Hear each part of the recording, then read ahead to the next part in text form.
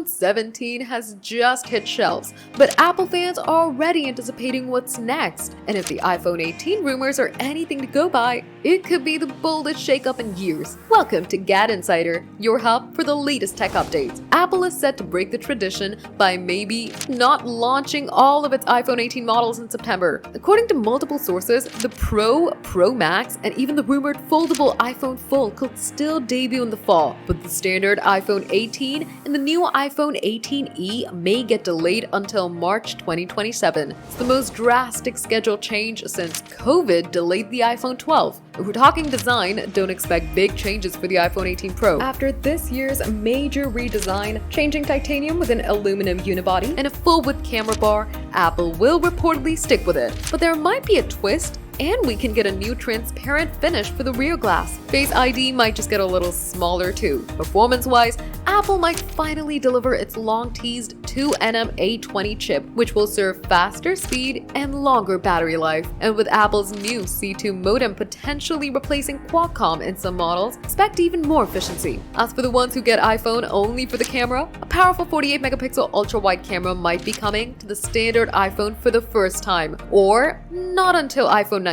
And the camera control button, it could get downgraded to save cost. The iPhone 18 is shaping up to be Apple's most unpredictable launch in years, even if these are just some early day speculations. Do you think iPhone 18 will surpass the previous iPhones? Or will it just be the same device, but a little more polished? Comment down below, hit that like button, and subscribe to GadInsider. Don't forget to press the bell icon so you never miss any update.